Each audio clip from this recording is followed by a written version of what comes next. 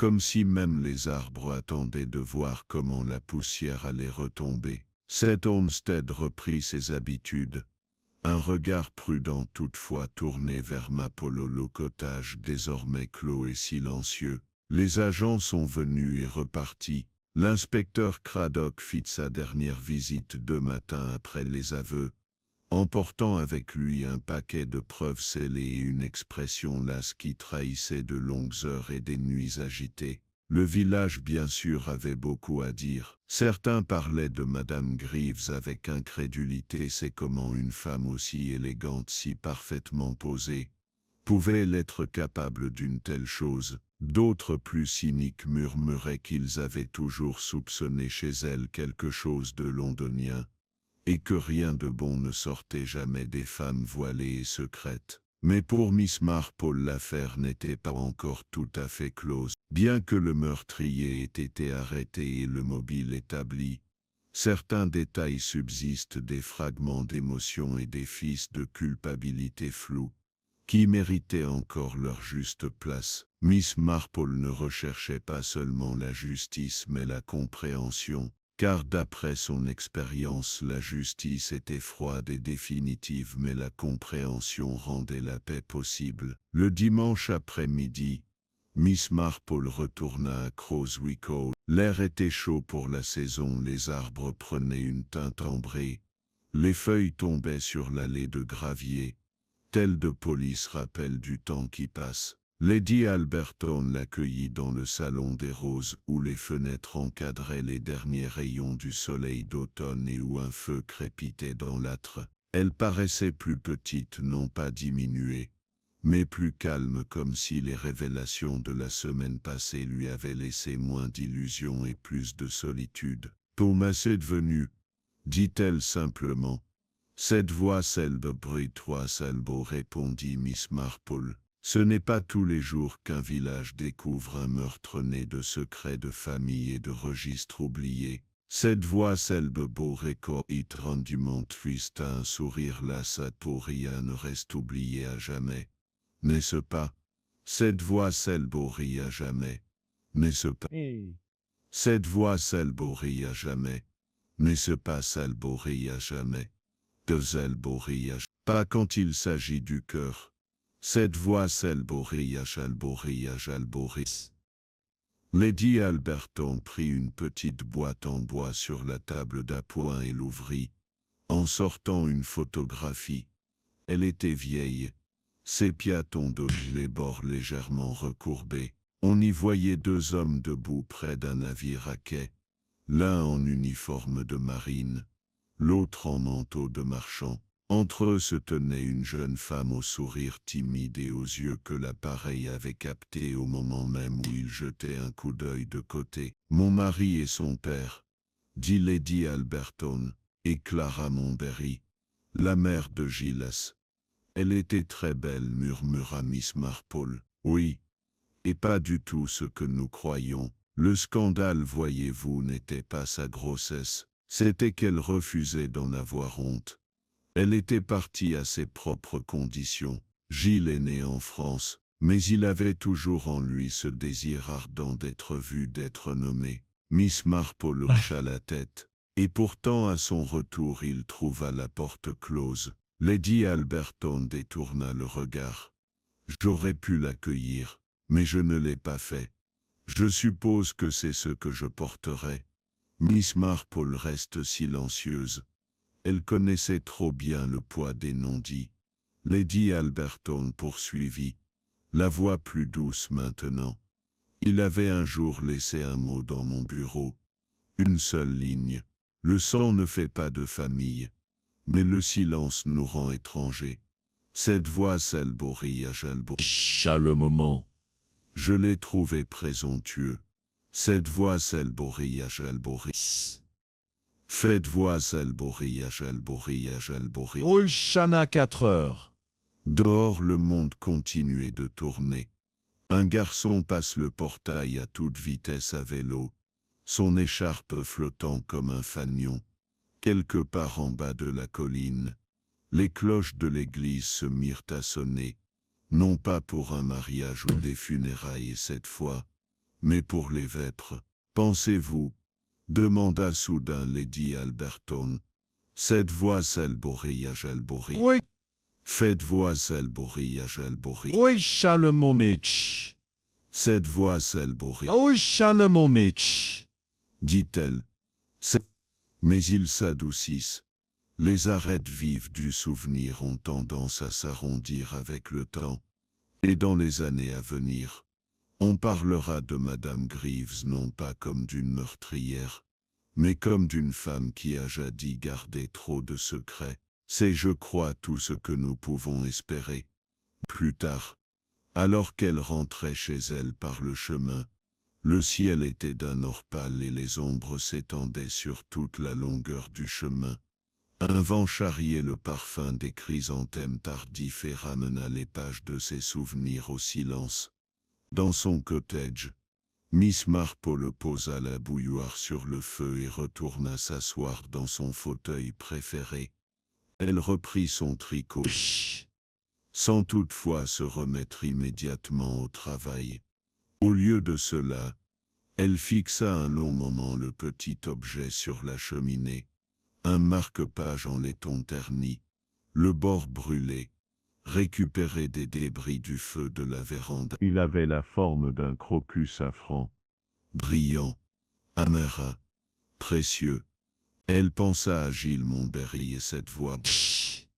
Quête de vérité, sa mort solitaire et l'ironique en dénonçant les autres. Il avait finalement revendiqué son propre héritage.